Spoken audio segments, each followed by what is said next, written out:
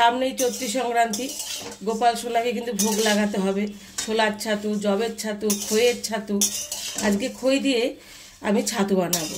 কিভাবে বানাবো চলো দেখে নিচ্ছি। কড়াই কিন্তু গরম হয়ে গেছে। কড়াই খুব একটা গরম করবে না। কড়াইয়ের মধ্যে আমি খইগুলো ঢেলে দিচ্ছি।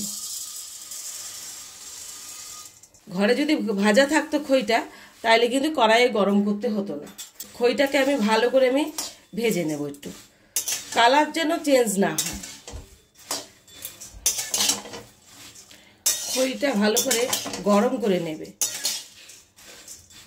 যেন হাতে ধরলে যেন খইটা ভেঙে যায়। ধরলে দেখো ভেঙে যাচ্ছে। ভেজে নিয়েছি খইগুলো, এখন মিক্সারতে আমি দিয়ে দিচ্ছি।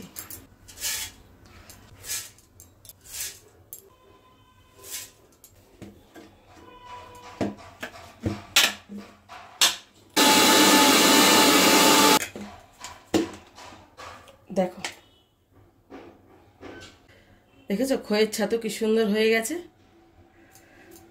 সব খইয়ের ছাতু কিন্তু রেডি হয়ে গেছে। সামনে চৈত্র সংক্রান্তি, চলো সবাই মিলে আমরা এইরকম ভাবে খইয়ের ছাতু বানিয়ে ফেলি। ভালো লাগলে লাইক, শেয়ার, কমেন্টসে কিন্তু জানাবে।